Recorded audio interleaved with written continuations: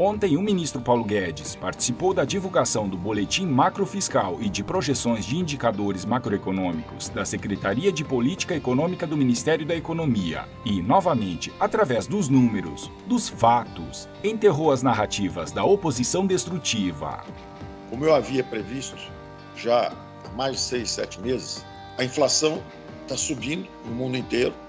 Eles estão tendo que rever o crescimento para baixo, como eu disse a eles em Davos, como eu disse a eles nas reuniões de G20, eles iam passar o ano revendo o crescimento deles para baixo e nós passaríamos o ano revendo o nosso crescimento para cima.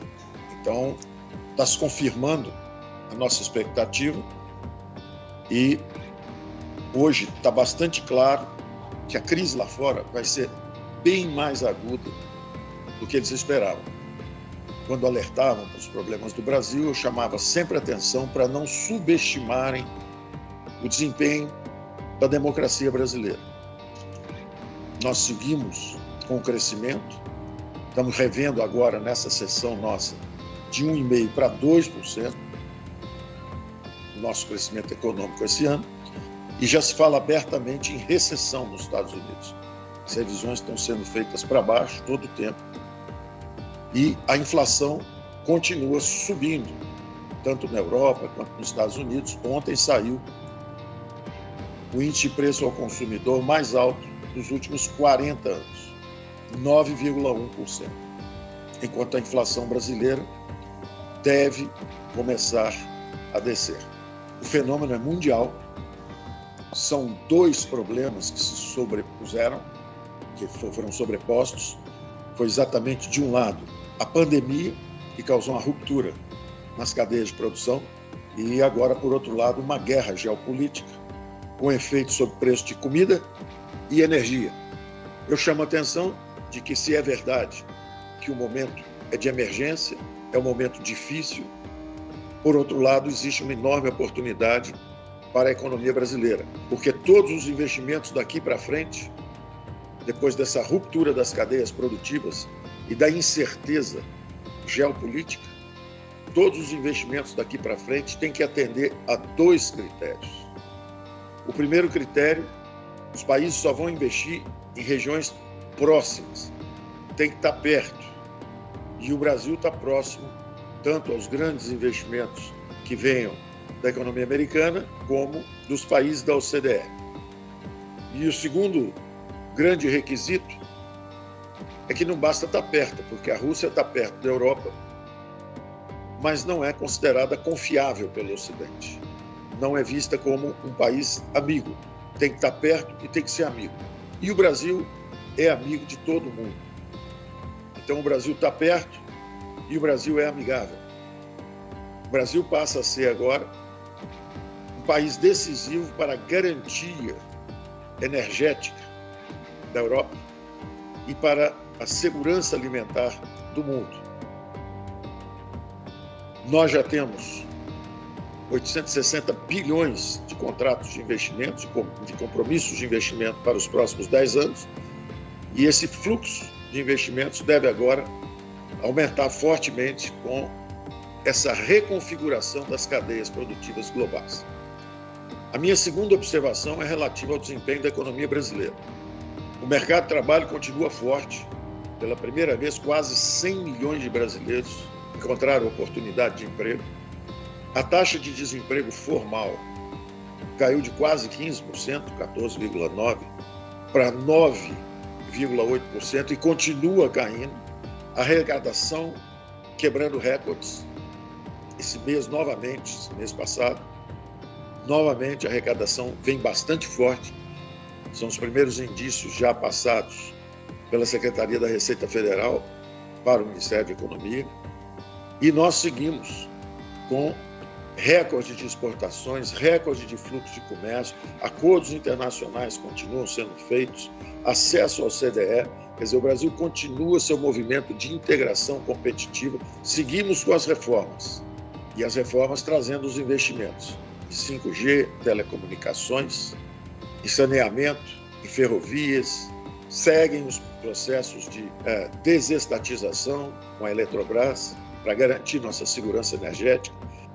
Então, o Brasil, apesar de estar em guerra geopolítica, um ambiente de guerra geopolítica no mundo, e ainda com indícios de uma pandemia que já arrefeceu, porque nós vacinamos a população adulta brasileira, mas em vários países a ruptura das cadeias produtivas continua a fazer efeito, o Brasil já garantiu um retorno seguro ao trabalho e continuamos reaquecendo a economia.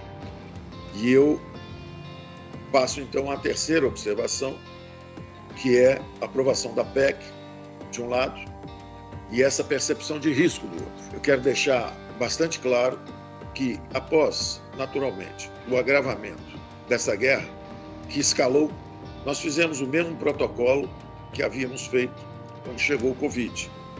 Primeiro fizemos medidas infraconstitucionais e quando a opinião pública, percebendo o agravamento da guerra, a opinião pública mobilizada pela mídia passou um ano falando exatamente que havia uma escalada no preço da comida, que havia uma escalada nas dificuldades que a parte importante da população brasileira estava do fogão a lenha, cozinhando a lenha em vez de usar o gás, o fogão a gás, os reclamos e a possibilidade de uma crise de transportes, porque o Brasil ainda é prisioneiro de um modelo unimodal, apenas transporte rodoviário.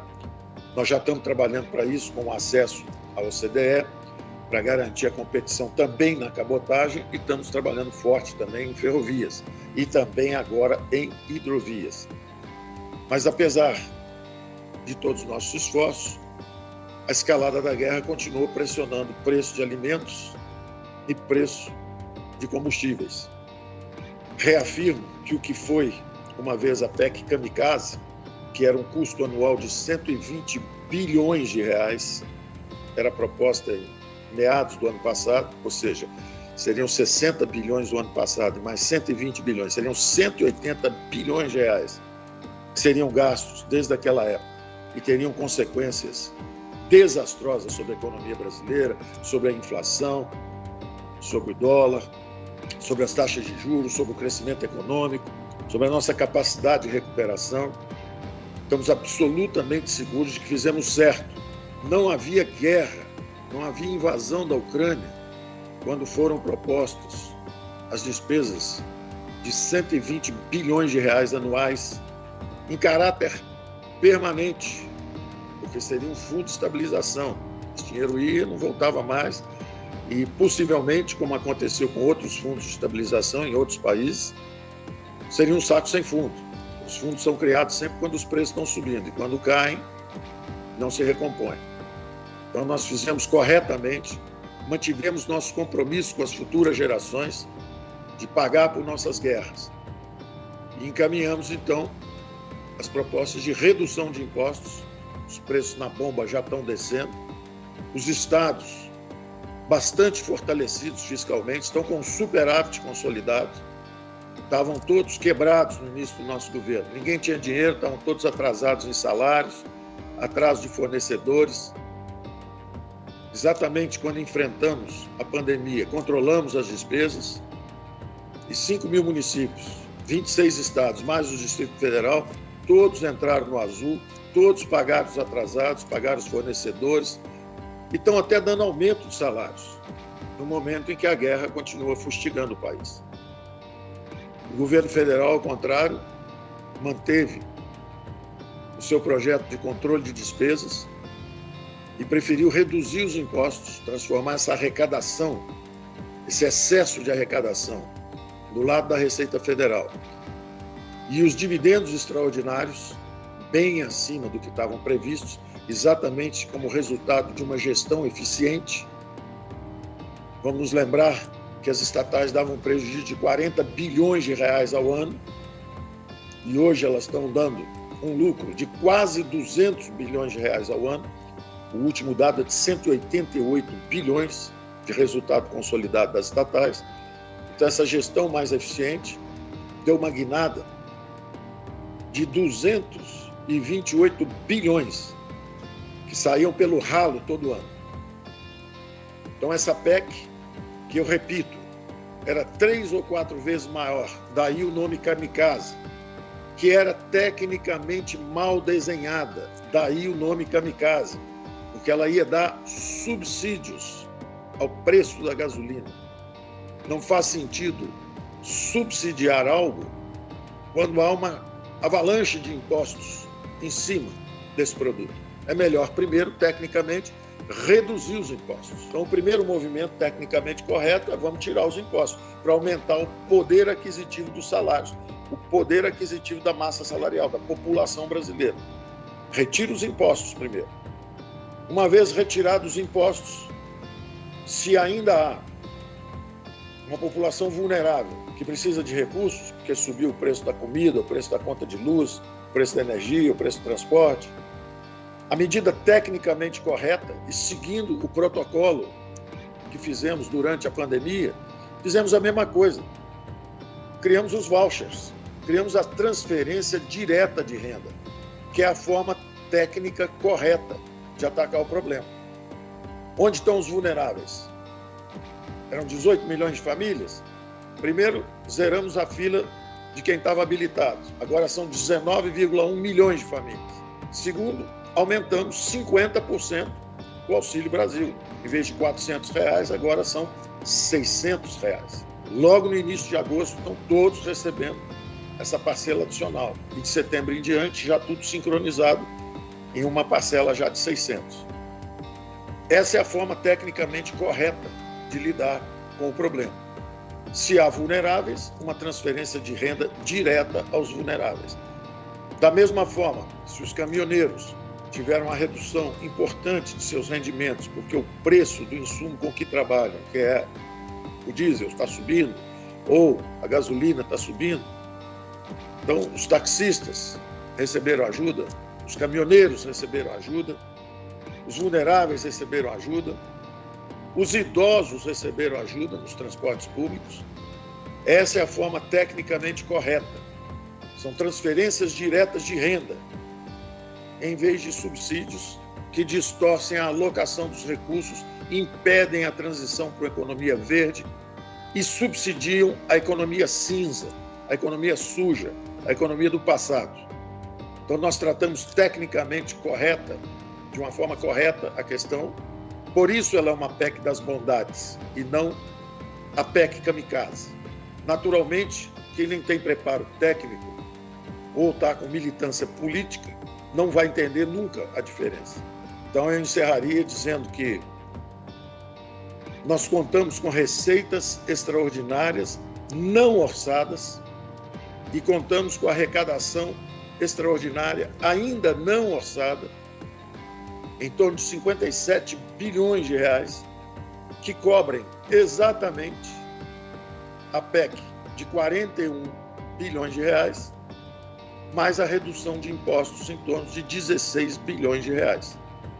Termino dizendo que o fiscal está forte e da mesma forma que passaram o ano passado inteiro falando em populismo fiscal, o que era fake news, enquanto nós gerávamos um superávit consolidado do governo, um pequeno déficit de 0,4, mas um superávit de estatais e de estados que receberam as transferências durante a pandemia.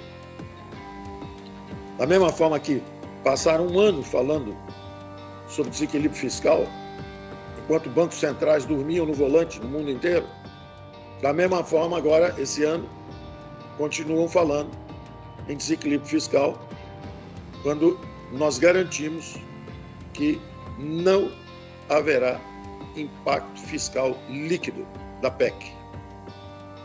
A PEC está sob controle, o fiscal está forte. E os bancos centrais no mundo inteiro dormiram, estão agora correndo atrás da bola. O Brasil foi o país em que o governo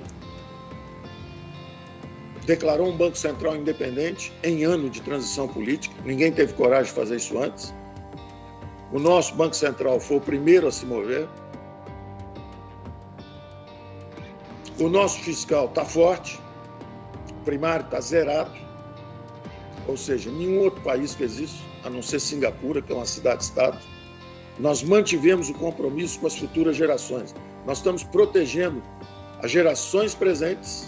Não faltou dinheiro para a saúde, como agora também vieram esses recursos para ajudar quem estava cozinhando a lenha, para ajudar quem não estava conseguindo pagar as contas, as famílias mais frágeis, que não estavam conseguindo comprar alimentação suficiente. Então, estamos cuidando das gerações presentes, mas sem empurrar a conta para o futuro. O nosso governo está pagando as contas com resultados de sua própria gestão. As empresas estatais estão produzindo resultado em vez do buraco de sempre, né? Outros dizem que protegiam as empresas estatais, na verdade quebraram as estatais, quebraram os fundos de pensão, quebraram tudo, nuvem de gafanhotos, para não dizer algo mais forte.